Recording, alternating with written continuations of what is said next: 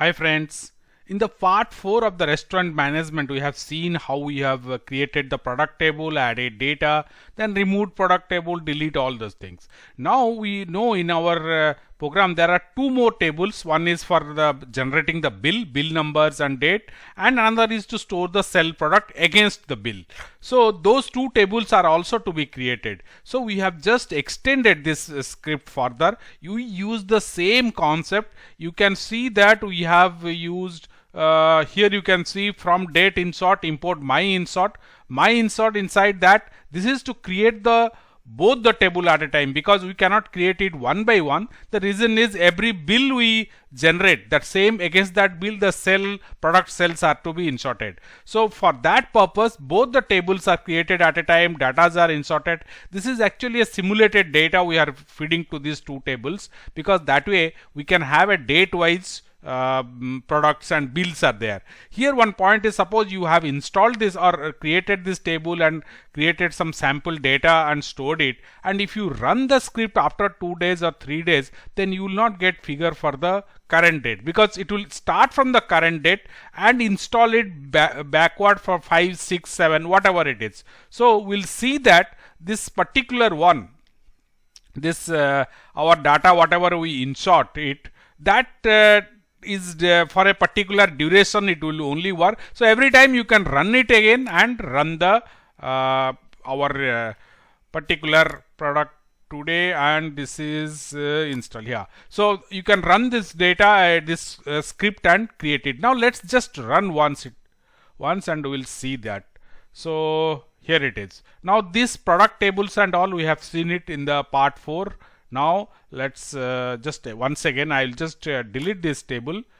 This table also, if it is there, it is deleted. Both all the three tables are deleted. Now create the product table. Now I will into that I will add the data and delete. Okay, let it be. Now this we have completely seen in the part 4 with the code explanation also. Now these two tables, the bill and the sell table, will create now.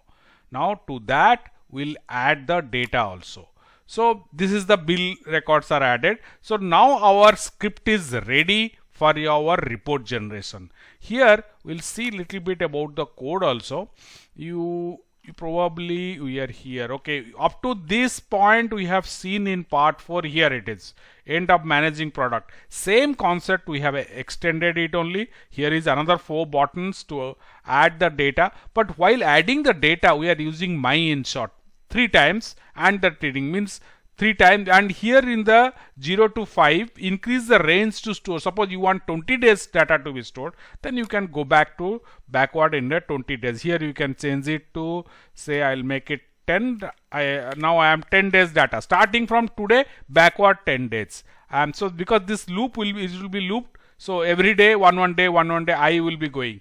Now in that case you can see that my insert whatever function I am using, it is not here. It is let me go to the top. Here it is, data insert, and data insert file is here. So in that my insert is a function. It picks up D as today and keeps on inserting. This is more or less same to the third part where you are inserting our bills and generating the sell whatever the sell product, and little randomization is done. So work on it and give the total sell, what is the total sell, what is the date wise sell. Now with this data we'll move in the last part where you will generate some reports, and based on what is today's sell, what was yesterday's sell, and all this thing. I hope you have to manage it, see the part 4 and then see this, and the entire source code is available for you to download and experiment with in your, and post your questions, suggestions or any improvement plan you have in the comment section below. And once again I'll request you, please subscribe to our channel and press the bell icon so you'll be notified as and when we post new videos. Thank you for watching, and please subscribe to our channel.